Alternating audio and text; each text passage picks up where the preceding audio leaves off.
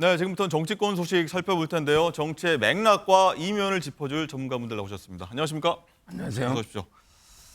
자, 먼저 국민의힘 소식부터 한번 짚어보면요. 한동훈 대표가 조금 전입니다. 지명직 최고위원으로 김동혁 현 조직부총장을, 수석 대변인의 곽규택 의원과 한지화 의원을, 그리고 전략부총장의 신지호 전 의원, 그리고 조직부총장의 정성국 의원을 사실상 선임을 했습니다. 어쨌든 이렇게 해서 인선이 사실상 거의 마무리가 된 건데 당내 갈등 해결은 아직도 좀 숙제가 남았다, 이런 좀 시각들이 있는 것 같습니다. 자, 관련해서 주말에 나왔던 목소리 듣고 얘기 시작하겠습니다.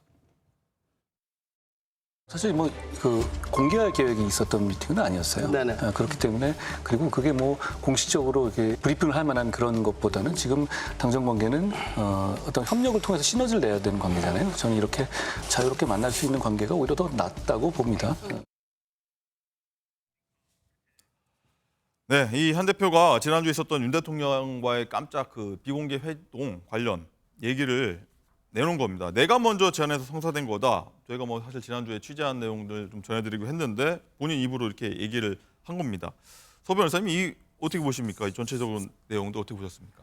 아마 이제 옛날부터요. 네. 옛날부터 이제 사적인 관계보다는 공적 지위로 이제 만나서 협조하겠다, 이렇게 이야기했어요. 네. 아마 이제 김건희 여사 문자 논란, 그리고 이제 사적으로는 소통 안 하더라도 공적으로 이제 대통령 대 당의 대표, 비즈니스 관계로 가겠다. 예, 그걸 이제 옛날부터 말했고요. 예. 이번에 그걸 공개한 거는 큰 틀에서 이제 같은 방향을 바라보고 있다.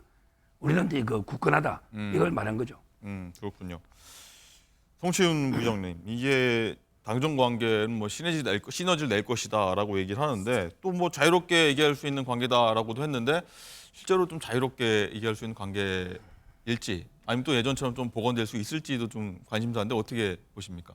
글쎄요, 두 분 관계가 워낙 20년씩이나 됐으니까 네. 그렇게 불편한 관계는 아닐 거라고 보는데, 한동훈 대표가 이번에 공적 관계로 만났다라는 걸 또 강조하는 걸 봤을 때 시너지를 내기 위해서는 이런 당정 관계가 수직적 관계가 아니라 수평적 관계로 돼야 된다라는 본인의 의지를 다시 한번 확인한 것 같아요. 계속 강조해 오긴 했죠. 예, 그거에 대해서 다시 한번 강조한 것으로 보여지고, 다만 저는 이번에 대통령과 집권 여당 대표가 만나는 건 매우 좋은 것 아닙니까? 국민들께서 보고 싶어하는 장면 예. 아닙니까?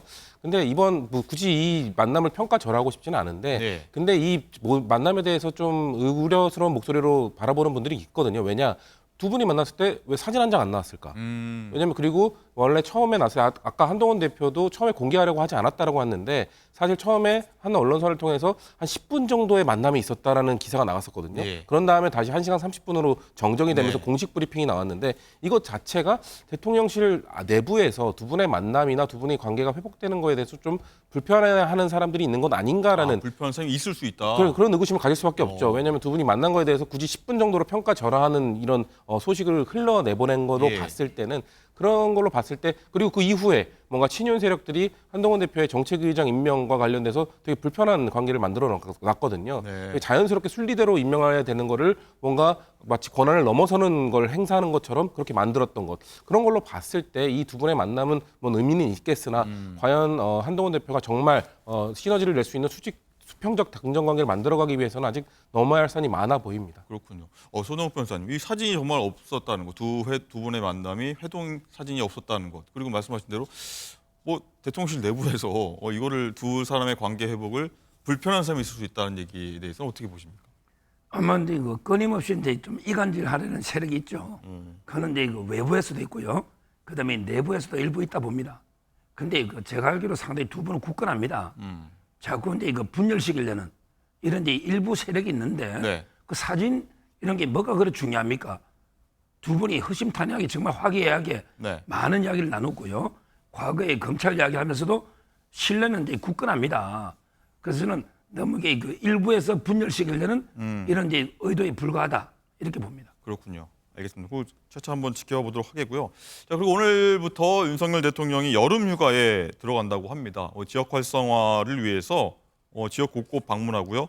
민생 현장 방문해서 현장 목소리 청취하는 시간도 갖겠다는 게 대통령실 입장인데, 성치훈 부의장님, 이제 이렇게 휴가는 당연히 가야 되는 거 아니겠습니까? 네, 맞습니다. 그런데 민주당에서는 이런 전국에 휴가를 가야 됩니까?라고 논평을 냈더라고요. 그러니까 대통령께서도 쉬셔야죠. 그래야 네. 대통령을 보좌하는 분들도 쉴 수 있고 공무원들도 좀 그 기간에 맞춰서 쉴 수 있기 때문에 저는 휴가는 보장되어야 된다.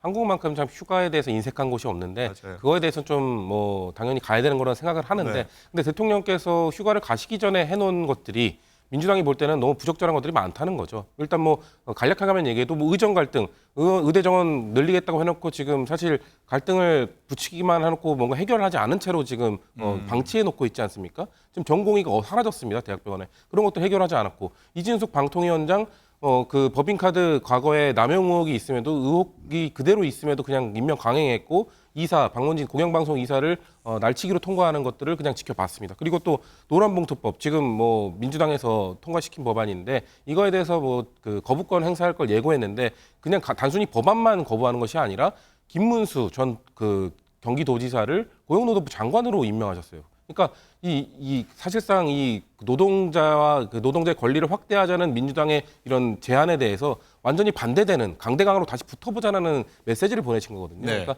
지난 총선과 7.23 그 국민의 전당대회를 통해서 친윤 세력 윤석열 대통령 좀 변화하라는 메시지를 전혀 인식하지 못하고 계시기 때문에 민주당에서는 이번 휴가를 그렇게 곱게 바라볼 수는 없는 것이죠. 그렇군요. 어쨌든 지난해 여름휴가 모습이 지금 화면에 나갔었는데 서변희 선생님 생각 어떻습니까? 뭐 성치훈 부의장이 좀 제기했던 문제점, 뭐 민주당이 제기했던 문제점들일 텐데 이런 문제를 휴가 가서 윤 대통령이 어떤 해결점을 쭉 뭐 하반기 국정 운영 어떤 새로운 과제들을 좀 제시할 수 있을까요? 저는 뭐 휴가는 이제 푹 쉬는 게 좀 필요하다고 보는데 재충전을 위해서. 네. 근데 그게 쉽지 않을 것 같아요. 대통령의 휴가는 이제 장소 변경 그대로의 직무 연장입니다. 아마 이제 시장도 방문하고 네. 군대도 방문하고 또 이제 워낙 급박한 일이 많으니까 지금 국제 정세도 보십시오. 전쟁의 위기에 휩싸여 있잖아요. 네. 계속 보고를 받을 거예요. 아마 이제 푹 쉬기는 어렵다 이렇게 쉬는 보이는데. 게 쉬는 게 아니다. 예. 네. 근데 저는 좀 재충전하려면 예. 좀 쉬는 것도 필요하다. 근데 민주당이 너무 야박하게 지금 공개하는 게 아닌가 이래 봅니다. 뭐 예를 들어 뭐 청남대랄지 뭐 청해대라고 저희가 지난주에 한번 다룬 바 있는데 그런 데 가서 푹 쉬면서 중국 구상하는 게 낫다는 말씀이신 건가요? 그런데 그 국제 정세가 요동치잖아요. 지금 네. 중동의 전쟁 임박 이런 이야기 나오거든요. 그래서 이제 아마 군 통수권자로서 쉬기는 좀 어려울 것 같습니다. 이번에도. 알겠습니다. 자, 그런 거 하면요. 민주당은 이틀간 호남 지역 순회 경선을 치렀습니다. 주말 사이 바쁘게 돌았는데 자, 이재명 후보의 독주 체제가 지속되는 가운데 합동 연설에서 이런 얘기가 나왔습니다. 어떤 얘기인지 한번 듣고 오시죠. 이재명을 광주를 비난하던 그 철없던 일베나 다름없던 사람에서 이 나라의 중추 민주당의 지도자로 여러분들이 키워주셨습니다. 이재명을 다시 태어나게 한 광주여 나의 사회적 어머니 반갑습니다. 더 열심히 살겠습니다. 네, 서 변호사님. 일단은 이런 얘기도 사실 했습니다. 이재명 대표가 일베 출신 이런 얘기를 사실 이 가운데 합동 연설에서 했는데 사실 이거는 또 한동훈 전 대표도 언급한 바가 있거든요. 총선 때. 이게 왜 스스로 이재명 후보가 일베라는 그 혐오 사이트 아니겠습니까? 이걸 왜 언급했을까요?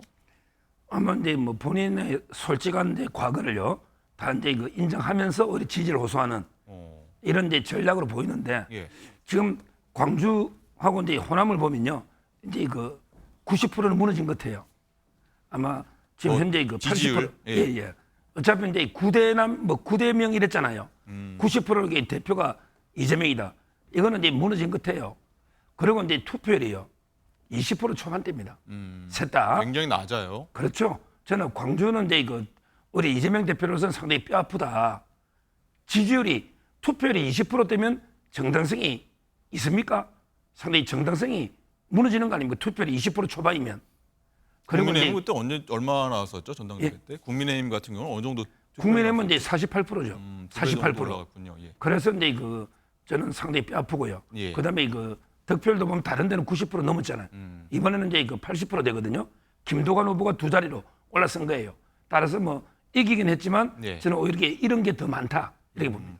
홍치훈 부의장 생각도 궁금한데 이런 게 많다고 평가하셨는데 이런 게 많은 겁니까? 아니면 또 이 전체적으로 이번 뭐 선거를 봤을 때 특징이라고 하면 뭐가 또 있을까요? 일단 낮은 투표율은 우려스러운 수치입니다. 사실 그 국민의힘 전당대회 수치 48%, 지난 전당대회 때는 55% 이게 이례적으로 높은 수치고요. 네. 2년 전에 있었던 민주당 전당대회가 37% 정도 나왔거든요. 네. 지금은 전체 투표율이 30% 초반대에 머무르고 있기 때문에 아마 떨어질 것으로 보입니다.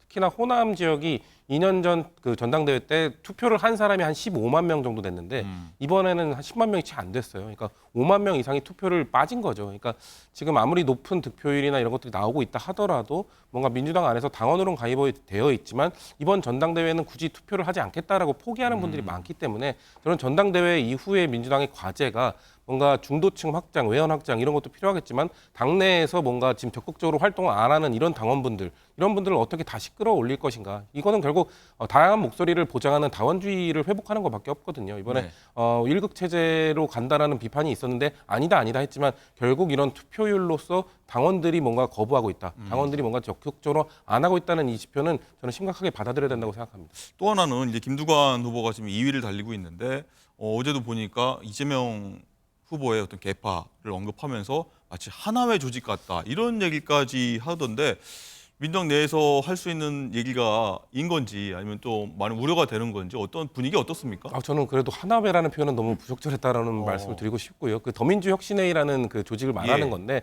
사실 더민주혁신회의가 뭐 그 이재명 대표 체제하에서 뭔가 최대 개파다, 뭐 의원들도 가장 많다라고 하는데 예. 그렇게 생각보다 큰 힘을 발휘하고 있지 못하거든요. 최고위원 13명 예선 때 그때 그 더민주혁신회에서 밀었던 사람들이 그렇게 다 대거 당선되지 못했고요. 그리고 지금 사실 지금 최고위원 선거와 당대표 선거에 가려져 있는 것이 시도당 위원장 선거인데 예. 지금 광주시당 위원장 선거라든지 앞으로 열릴 경기도당 위원장 선거에서 더민주혁신위원회가 미는 후보가 과연 될 것인가. 광주에서는 일단 졌거든요. 예. 그렇기 때문에 이 지금 친명 안에서도 무슨 뭐 찐명 감별사 이런 사람들이 나오기 시작하고 예. 뭔가 분화가 일어나고 있기 때문에 이 전당대회 이후에 이런 것들 파장들을 어떻게 수습할지도 당에서 지금 남겨진 과제인 것 같습니다. 알겠습니다. 한번 계속해서 지켜보도록 하겠고요. 자, 두 분 말씀 여기까지 듣도록 하겠습니다. 감사합니다. 좋습니다.